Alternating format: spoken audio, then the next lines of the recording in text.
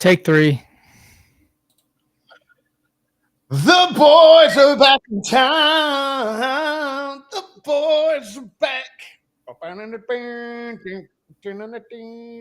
Yeah, 183 times the boys are back to talk water sports. Yeah. 183 episodes. Back to my previous question. You look glum. Why are you look glum today? I'm not glum. I'm a little tired. Yeah. A little sleepy. Oh, you're not sleeping? I don't know. Turn the mic toward your mouth. Now you're way low. You don't like? There you go. Get a little closer. Turn your gain up. You're low.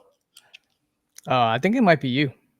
Not at all. Nope. Because I'm looking. I'm like almost clipping right now. That's weird. Come closer to the mic and say something. Boo. Yep. You got louder. Yeah.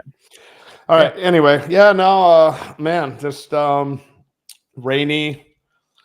You hate it when man. you're not making money. You hate it, don't you? When it's raining and refunds are happening, it drives you nuts.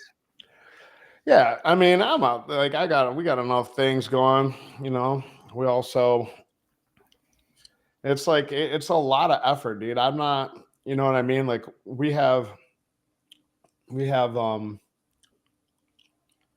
office, and that's like a 5-unit suite. It's like a whole building. Then we have 2 shops where we do like our repairs, and then we actually have like a vinyl shop, and we have a bunch of trucks, and it's just a lot, dude. You know what I mean? And because we're seasonal, because everything's seasonal, it's always feast and famine.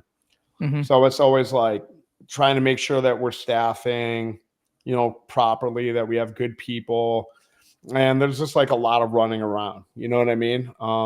Because of the seasonality of things, it's not like you can just have 10 salaried people on staff, or you know what I mean? Mm-hmm. It's like you take on more people, they take on more responsibilities and roles, like more people to manage. And then the preseason blues hit a lot harder and a lot faster, because it's just like, man, the money started draining. You have to invest back in infrastructure and back in your people. And yeah, dude, this has not been the most stellar start to a season. And I don't accept defeat well. You know what I mean? I want to be winning every single chance, man. And so, typically with our people and our meetings, I'm always like, yeah, you know what I mean? 110% full enthusiasm. And then I get home and I'm like, I got my 3 kids, they need me. And yeah, man, it's a lot to manage. And, I'm not glum.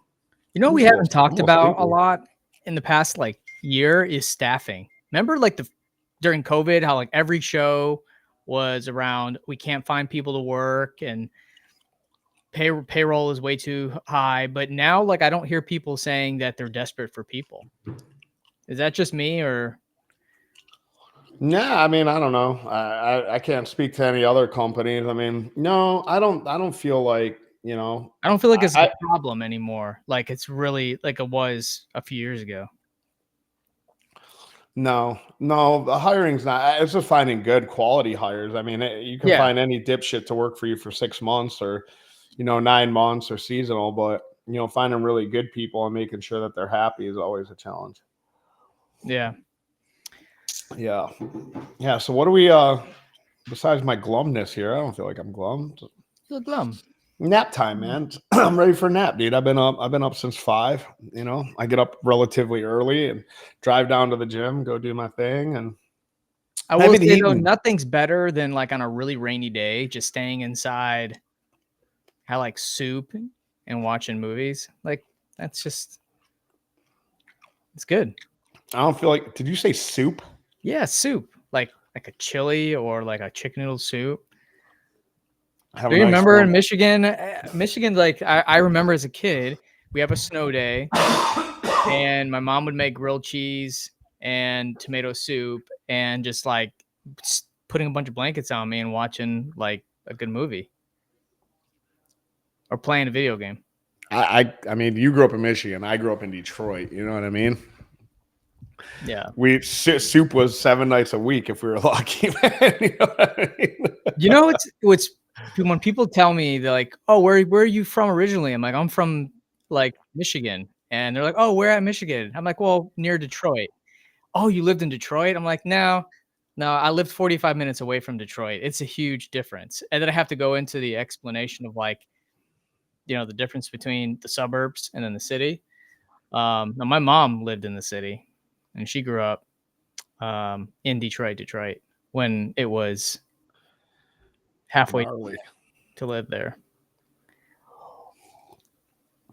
Yeah, man. I didn't have like rainy days with tomato soup and cuddly blankets. You know what I mean? Like we had blankets, during winter because the heat would get cut off. My dad would pay the gas bill, and we had to go get some more blankets because we didn't want to freeze to death. Yeah, no, man. I mean, yeah, I don't know. It's like I used to like rain days too, man. When I was a parasail captain, the rain days were the best, dude. Rain days were like, dude, we're gonna go start drinking at 9 a.m., be bombed by noon, come home, take a nap, wrap myself in maybe like a safety blanket because I was a danger to myself and others by that.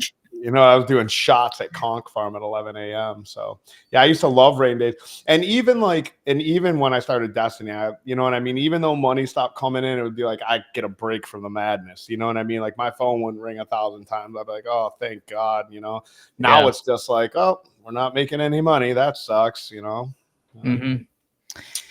Yeah. So today's show, Kevin and I wanted to talk about like what are some great opportunities for people looking to get into this industry. Like if you're trying to transition or if you just, want to start a side hustle. And obviously like you can buy some boats and rent them, buy some skis. You can get your 6-pack charter license and run charters.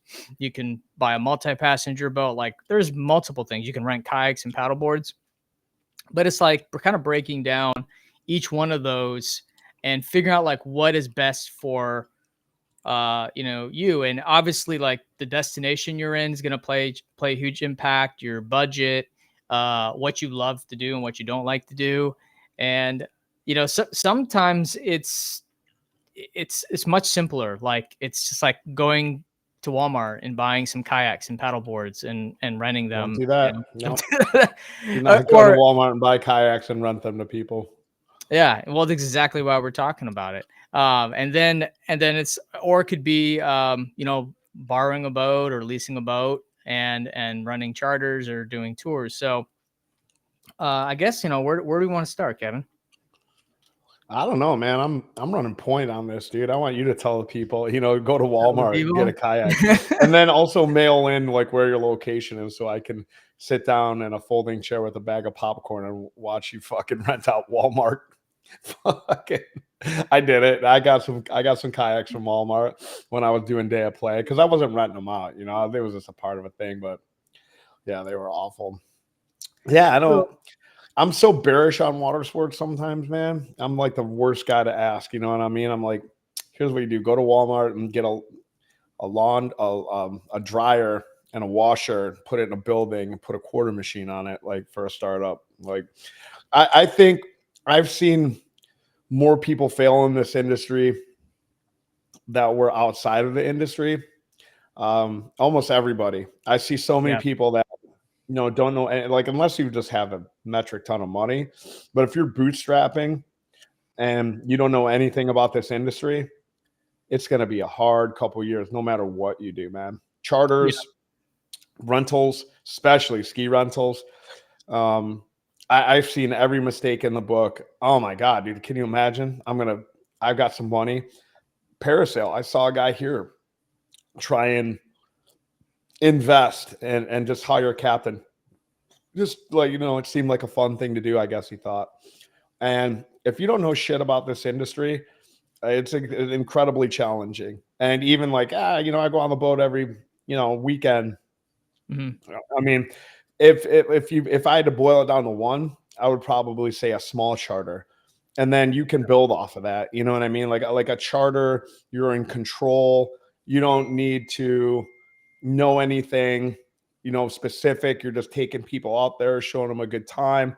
If you're in your local area, the water's enough. There's really not that much that, even with a little bit of experience in the industry, hell, man, I've seen people that was their retirement plan. But like say even fishing, like you always know, like the credit card charters versus the, the experienced guide who bought a boat and started his own business. When somebody just like, oh, it's going to be my dream to go spin up a charter fishing business in Florida, and I'm from fucking Alaska or Minnesota or whatever.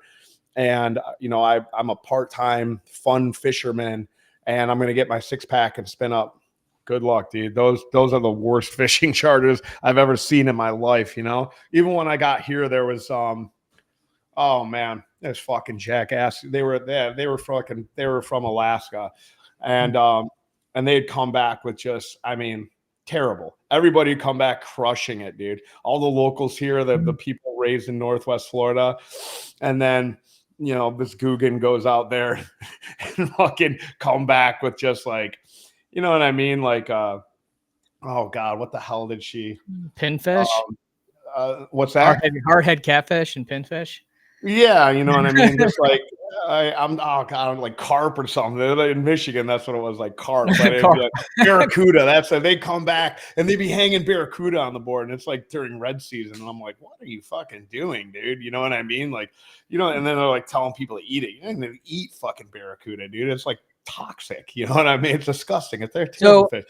What I'll say, you make a really good point. So if you're looking to start a business or just get your feet wet, we talked about this on previous shows, but it's really important to practice and learn the industry first. Just because it seems simple to rent a boat or rent a ski or do a charter, you might be good at it with your family, taking your family out, doing things, but understanding like all the things that could go wrong, the legalities, the insurance, marketing, booking, everything, and just getting a job somewhere on the weekend, or maybe you have a friend that has a charter or someone rents boats, just working 1 or 2 days a week just to learn it. I mean, maybe it's just for three to 6 months, but that experience will be so valuable so that when you do get ready to make that investment, you already have like some basic knowledge. Not to say you shouldn't read some books too. You got I forgot the name of your book already. Kevin's book. What was it? Fucking Mate to Millionaire, dude. Mate to Millionaire. Jesus Christ. And I'm the one that thought of that name too. So and hey, like emphasis on mate, dude. You know what I mean? Yeah. I was a mate for a long time before we did millions in sales. But like, Kevin's book is a great starter. My book for OTA is a great starter piece. Like, educate yourself and get in there and get your feet wet, like get your hands dirty and learn the business a little bit. Because even if you're doing it part-time, you just want to rent a boat out on the weekend, which is totally fine as long as you're doing it legally. Know the industry. So once you get past that, then you can kind of understand what you like to do. If you're a personal person, you like driving a boat, I mean, a guy that runs 6-packers in Panama City Beach, he's been very cool with it. He's a retired fireman, I believe. Bought a 6-pack center console, and he runs all different types of customized trips, but done very, very well. He uses OTAs a lot because he's a captain and he recognizes that he's not a marketer. So he's like, okay, I'll pay the commission. I just want to book trips. So that's another decision you're going to have to make, is whether or not you want to be a really hands-on entrepreneurial type, or you just want to run trips. If you just want to run trips, then partner with third-party sites and resellers, find people that can help sell your trip, work with booking booths nearby at local marinas. Obviously still have your website and do your own direct bookings, but you're going to have to decide like where do you want to see yourself? If you don't want to see yourself in 5 years with multiple boats and a bigger fleet, then rely on people to help you book. So yeah, and then I'd also say outside of like, what are some good things? I think that so what I said earlier about like parasail, like even those guys the um with the history. So you see a lot of parasail companies that are like owner operated, one single boat, one captain, and it's very challenging for them. When you start a parasail business, like it is very, very difficult to scale that, and yeah, a lot of times you see parasail guys and they're always kind of like, because when you start, you have this sort of like idea of like, I just need a boat and a dock. You don't think about that dock and, can I run jet skis out of here? Can I do boat rentals out of here? Can I do some kind of concessions out of here? All you just need is, because parasail is very much on the body of water. So it's like you can't just stick a parasail boat anywhere. There's a lot of challenges in like how deep of water, if you're landlocked. So when you're thinking about starting a parasail business, I see a lot of owner operators that just get focused on this, like, well, what is my time to leave the dock, pop a chute? Can I do 12 an hour? Can I do 15 an hour if they're running a 15 pack? And will this body of water support those objectives? But they don't think 3 years down the road that like, well, I just kind of bought myself a job, what I mean? Like I can just go out there and run the boat and pay myself and get photo money and pay my insurance and do all this stuff. And then 3, 4, 5 years later, they very much have like golden handcuffs on, if you will. And they don't have the ability necessarily to expand beyond that dock. And then there becomes a challenge of, well, can I expand to another dock or another area, but you're still running the boat every single day, yeah, unless you do find a captain, and then you're trying to find a captain. And it's like, maybe with your pay, you're bottom lining 100 grand a year. Then you have to reinvest again in another body that they want that $100,000.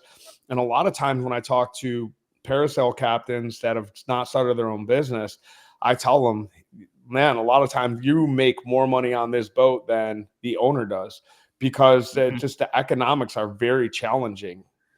I would never jump into parasailing or snorkeling or anything that's a little more complex, from like an administrative Snorkeling. No, operational side. snorkeling's fine because you could do a charter with snorkeling on it, if you're A down in the small seas. six-pack And charter, but I'm talking like a yeah. multi-passenger charter. I wouldn't jump into something like that as a new operator unless I've worked a boat for a certain amount of time. Or unless you have a lot of money. If you have a ton of money and you have enough business acumen and you can do some projecting and forecasting, and you're going to lose money for the first 3 years or whatever it is, and you're okay with that, then that's a different type of Yeah. situation. You could very much so invest in, buy a water sport company and have no experience, but know how to run a business. And, that company could have a great staff. And then, and then it's just like any other business, right? You're buying a business to buy a business, and you don't have a ton of experience in it, but the business has been around for 10 years and the employees have been on staff for 5 years, and you have a bunch of experience, and someone's looking to transition out, and you have a lot of money and you want to buy a cool, fun business. I've definitely seen that work. I mean, I also think like so if I'm getting in, I like the 6-pack charter just because my personality, I like to talk to people. I like to talk about the history and I like that. I like that part. You should get your ticket, dude. I love Captain the Greg would 6-pack. make me Captain Greg. Oh yeah. smile. Yeah. I would love a 6-pack business. That'd be like a retirement thing for me. Now if I'm not very personable, and I know a lot of people don't like to talk for that long, renting boats is probably the next best alternative.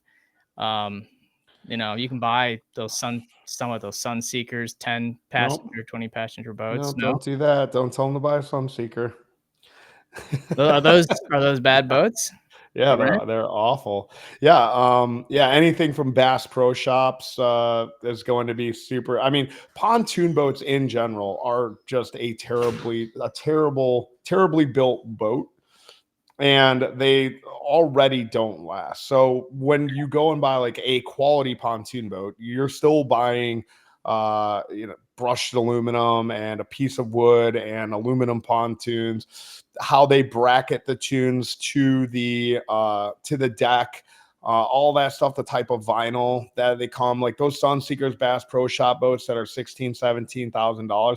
I mean, they barely last in a heavily used recreational setting and are most definitely not, So built what are good commercial pontoon boats? applications. Like manufacturers? Yeah, what are good for like a starter pontoon boat for somebody? So I mean, we definitely lean toward the less expensive models, like we do like Bentleys. Oh man, now you put me on the spot. Bennington? Bennington actually makes a really nice pontoon boat, but you're gonna pay for it. And everything on it is more expensive. The tunes are more expensive, but they're also built. They're built to last a little bit longer. But then you also have to take into account like the type of water that you're putting the boat on, right? So if you're like, I don't know, like you're in on the northern Atlantic or something, man. You know what I mean? You don't want to be renting pontoon boats. You want to rent like a center console boat. Now, I'm not the foremost authority on, solidly built center console boats, but just through process of how the boat's built, you're just going to have a boat that can withstand heavier seas, that's not going to get the crap kicked out of it. Because they're made of fiberglass, right? And they're also, because they're made of fiberglass and they're a heavier hull build, you have a larger engine on it, right? And that's always sort of challenging too. So when you go and look at these like boat club boats, that's why they always have a selection of center console and fiberglass boats that, what's the application? Are people renting it to fish? Are people renting it to go out with their family? Are they renting it? They want to go out, 10, 12 deep.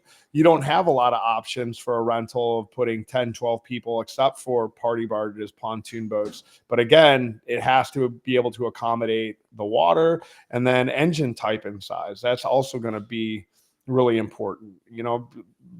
Those notorious years on engines, you buy any boat engine that was built during COVID, man, you're going to have a ton of problems with it. 2019 to 2021, Mercury's had a shitload of problems with their fuel pumps. I mean, everything. RVs, all recreational vehicles that were built during that time had notorious supply chain issues. So if you're going used, you're going to run into a lot of problems if you buy anything that was built in those years, even boats. But Crest used to make a rental model. Any of the pontoon companies that actually built rental models, they're stripped down. They have a heavier gauge of aluminum on some of the parts. There's a lot of variables when it comes to, and then the market, right? You go into Miami, no one's renting pontoon boats. People want like more luxurious, larger, and then you're going to have like a bareboat. You're going to have somebody come driving with it. So that's another option too. So if you're in a municipality that is not like here, it's like, oh my God, bareboats are just like, you'd think that, and Greg says the stuff that's like illegal. All this stuff isn't always necessarily illegal. It's just that, licensed seasoned captains are not like a big fan of it. No one's a big fan of bareboat charters because you don't have necessarily a licensed credentialed captain on board with you. But, and through the years, I've kind of like changed my tune on this too. Like, look, if you got a guy that doesn't have a captain's license, but are doing the bareboat, and you're doing a bareboat charter, because there's a business model. If you're in a marina that supports it, if you're in a municipality that's not super hard against it, and you're following all the P's and Q's, you have your paperwork correct. You have a list of captains they can choose from. You're doing things the legal way of bareboat. You have insurance. You're doing all this stuff. Then like a bareboat charter business can be super profitable. In Miami, in the marinas where they allow bareboat charters, and they do. I mean, you got guys that are doing big money off of yacht charters, and it's all done legally, and it's not like, oh, the best thing about it is that most of these people buy those boats for themselves, and the bareboat is for them to pay the note, on it. And it's a highly like, I mean, people that have yachts do bareboats on them. Like when you go and rent a yacht, it's not some like yacht rental business. It's like privately owned, and the guy's trying to cover his nut on it by renting out. I mean, God, every single private yacht you can go and Isn't that the whole premise though of like vacation rental and Airbnbs is that these people buy these second homes. They are an investment, but they're also a place to go vacation and have their friends enjoy. So I really think that that's like this peer-to-peer sharing economy that has really opened people up. And that's why like I think it's kind of cool for somebody to like they buy a boat and then they're like, okay, I don't use the boat all the time and there's demand for people renting it. I can rent it. And they do some research, they listen to our show, and they understand the industry. And it's like you don't need to know a lot about it to run a successful boat rental business. And I know sometimes people that rent boats part-time get shit on, which is, if they're doing it wrong and being unsafe, that's one thing. But like I encourage people to be entrepreneurs and rent money and make extra money for their family and provide a service. Like that's okay. And you might even find that you like doing it and you want to start an entire business. And you see this in vacation rental industry where they rent their second home and then they buy other ones. And then before they know it, they have a vacation rental company. But we only have a few more minutes left, but I do have 2 questions for you. If you are going to start a boating business today, which business would you start as more of a passion business, and what would you start as a business focused on profitability? Like if you want to make a lot of money, which direction would you go? But if it was passion driven, which direction would you go? I mean, I don't really have a passion for water sports, dude. I don't, you know what I mean? It's like I've done just about everything, so I look at all of it as a headache. If you took money out of the picture, like what would you do as like a boating business? Hold on 1 second, Greg. My apologies. Yeah. Hold on.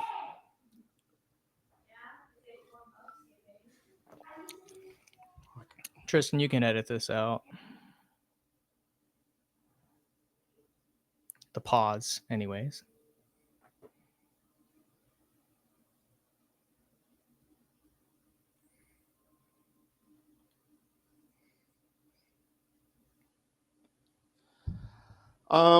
Yeah. So I mean, that's so challenging because it's all like kind of like market dependent.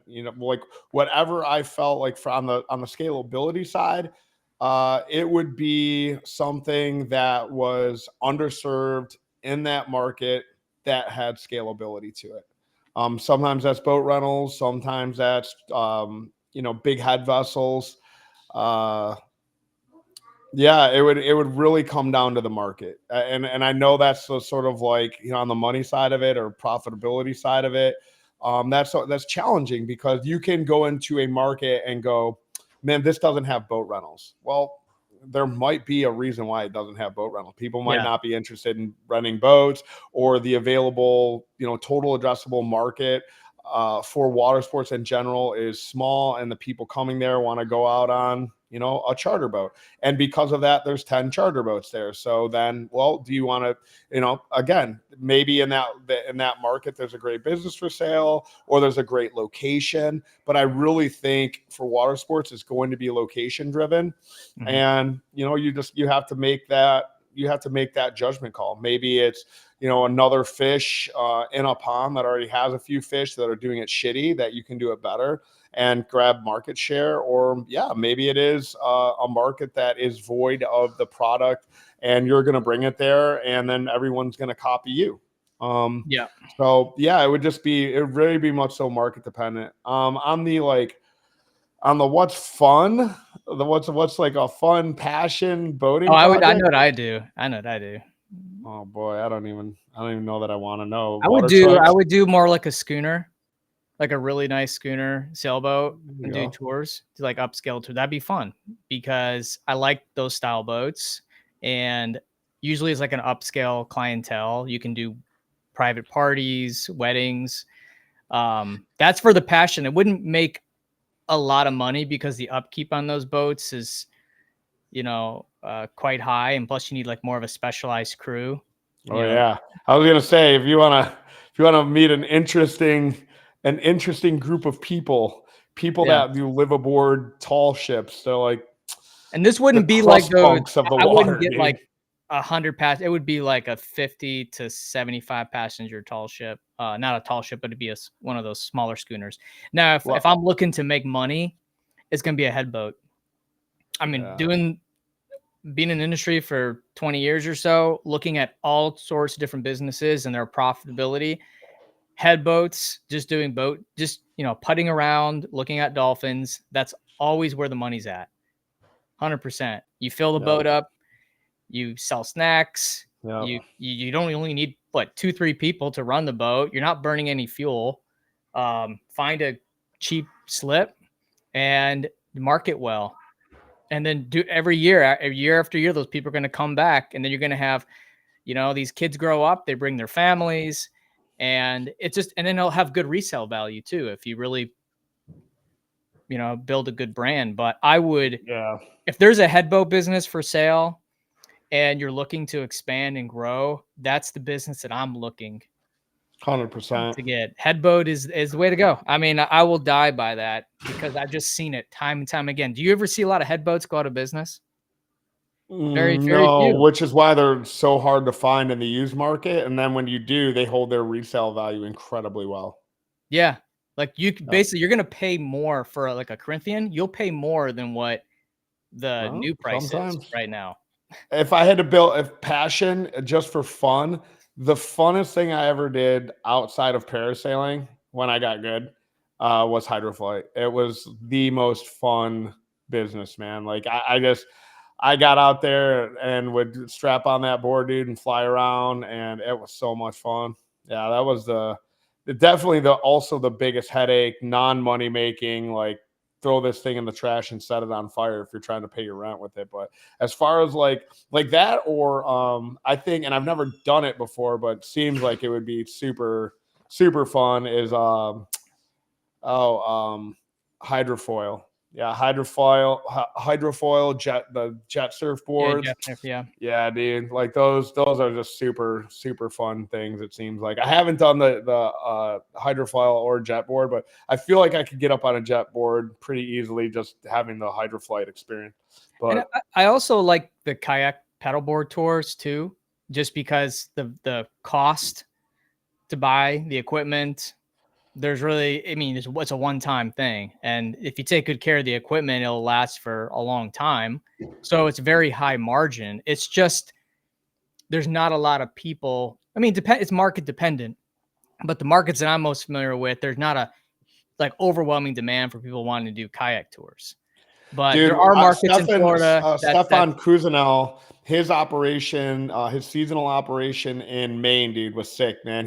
They like had like a cabin, and this like really nice RV park with like a pool, and there was like these like marshes with like kind of like a trail through them that they would take them out, and I was like, dude, this seems so cool, and yeah, it's a great operation. Shout out Stefan, man. He's got a super cool operation out there. But again, he had to go and find something in Florida for the other 9 months of the year because, fucking Maine, dude, it's not exactly warm. Yeah, you got 3 months to really make it. And that's, I love the kayak paddleboard tour, but it's very market dependent, and you can't scale it like for Justin and get up and go. I'm sure some of his locations just crush it, but you're not going to put 10 kayak tour locations like you are going to see with headboats and boat rental companies. Like the demand doesn't scale as much as it does in other segments. Well, there you go. So mail us a check for our consultancy on this episode. If you're getting into the business, you're welcome. Yeah. And we appreciate y'all for listening. And as always, keep it awkward. Yeah, I'm glad we were able to do that together.